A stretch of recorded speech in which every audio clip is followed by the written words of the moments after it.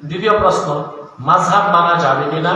অনেকে বলে মাযহাব মানা শিরক, আবার কেউ বলে একসাথে 4 মাযহাব মানব। দেখুন, মাযহাব মানা শিরক যে বলে তার মাথায় সমস্যা আছে, তার আপার ইষ্টর নষ্ট হয়ে গেছে। এবার কেউ বলবে আমি 4টা মাযহাব মানবো না, এটা সম্ভব না। কেন সম্ভব না? আপনি একটা গাড়ি কিনছেন, বুঝলেন? কথা বলেন। ভালো গাড়িতে কম দেখলাম, সবই দেখছি নসিমন করিমন আর বটবটি। এখন মনে করেন ভালো একটা গাড়ি কিনছেন, কিন্তু আপনার শখ হয়েছে চাকা পরিবর্তন করবেন। একটা চাকা লাগাইছেন ট্রাকের, একটা বাসের, একটা ট্রাক্টরের, একটা রিক্সা। চলবে কেমন? আপনি 4 মাযহাব মানবেন, একসাথে চলতে পারবেন না, একটা মানতে হবে। অসংখ্য মানুষ মদ পান করে মাতাল হয়ে বিশ্রী আওয়াজ বের করছে, কোন ডিসিপ্লিন নেই তাদের মধ্যে। রাত 2টার পরে এই অবস্থা। আমি লোকজনকে জিজ্ঞেস করলাম এগুলো হচ্ছে কেন? বলে এখানে কেউ মদ খেয়ে মাতলামি করলে তার কোনো খুব কঠিন কোনো পানিশমেন্ট নাই। এবং তারা বললো যে অনেক সময় মদ পান করে এরা এমন ছিনতাই করে, গাড়ির ভিতরে যদি মোবাইল থাকে গ্লাস ভেঙে মোবাইল চুরি করে। আমি মনে মনে ভাবলাম এইরকম চোর তো আমাদের গুলিস্তানও নেই। ওরা বাইরে থাকলে চুরি করে, গাড়ির গ্লাস ভেঙে।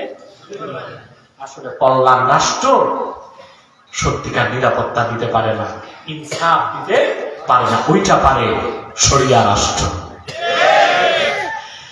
সেজন্যই বলেছি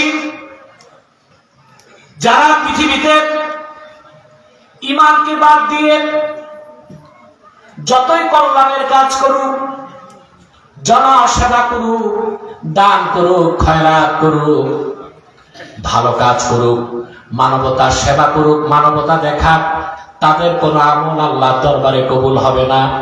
সফলতার মুক্তির জন্য প্রথম যে জিনিসের কথা আল্লাহ বলেছেন তা হচ্ছে ইল্লাল্লাযীনা আমানু,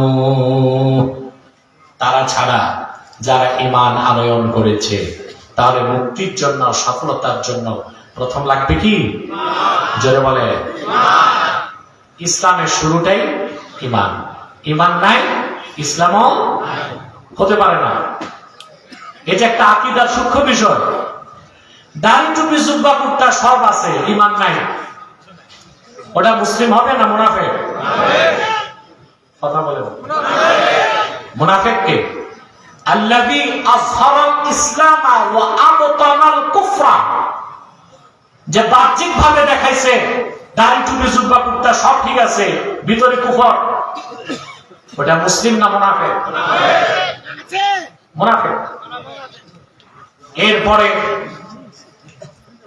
আর যে ব্যক্তি অন্তরে কুফর আর কুফরটাকে প্রকাশ করছে, মৌখিকভাবে হোক, লেখার মাধ্যমে হোক, সম্মতির মাধ্যমে হোক, তাকে মুনাফিকও বলা যাবে না, তাকে বলতে হবে সরাসরি সে কাফের।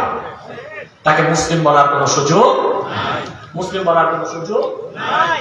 আপনাদের আগের প্রধানমন্ত্রী যেটা ছিল পালাইছে, আমাদেরকে প্রায় বলতো কে মুসলিম কে অমুসলিম আপনারা বলার কে? আমরা যারা খাতমে নবুয়তের আন্দোলন করি, কুখ্যাত কাফেরদেরকে আমরা অমুসলিম বললেই সে বলতো কে মুসলিম কে অমুসলিম আপনারা বলার কে? হাসরিতে বিচার হবে। তা আমি সে ক্ষমতা থাকতে তাকে বলতাম কে যুদ্ধাপরাধী কে যুদ্ধাপরাধী না তোমরা বলার কে? হাসরিতে বিচার হবে। কে চোর না, হাসরিতে বিচার হবে। পিতৃহত্যার বিচার করার সময় এই মাসালা আর মনে ছিল না, কিন্তু কাফেরকে কাফের বলতে গেলে আমাদেরকে নসিহত খয়রাত করতো যে কে মুসলিম কে অমুসলিম তা বলার আপনারা কে? যার ঈমান নাই, কুফর প্রকাশ করছে, নির্দ্বিধায় সেই ব্যক্তি বা গোষ্ঠীকে আমরা কাফের বলি। ঠিক কিনা? তাহলে ঈমান, ইসলামের শুরু কি?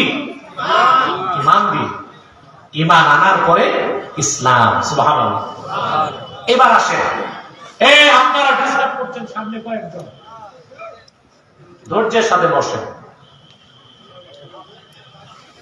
একেবারে ধৈর্যের সাথে বসেন, বারবার ক্যামেরা ধরবেন না, আমার আলোচনায় ব্যাঘাত সৃষ্টি হয়। সম্মানিত শুধু কথা শুনতেছেন? ইসলামের শুরু কি? ঈমান নাই, ইসলাম নাই। এখন ইসলাম অর্থ কি এটা তো বুঝতে হবে। তাহলে আগে ঈমানের সংজ্ঞা কি তা তো বুঝতে হবে। আমি যদি ঈমানের সংজ্ঞা দিই ঘন্টার পর ঘন্টা পার হবে সংজ্ঞা দিয়ে, আপনাদেরকে কিছুই বোঝাতে পারবো না। কিন্তু একজন মহান ব্যক্তির সংজ্ঞা আমার কাছে আছে, ইমামে আজম আবু হানিফা রাহমাতুল্লাহ। তিনি ঈমানের খুব সুন্দর সংজ্ঞা দিয়েছেন। ইমামে আজম আবু হানিফা রাহমাতুল্লাহি আলাইহি ঈমানের সংজ্ঞায় বলেন, হুয়া মুজাররাদু তাসদীকি রাসূলিল্লাহ সাল্লাল্লাহু আলাইহি ওয়াসাল্লাম, আল্লাহর আখির নবী মুহাম্মদ সাল্লাল্লাহু আলাইহি ওয়াসাল্লামের রিসালাতকে বিশ্বাস করা নামই হলো ঈমান।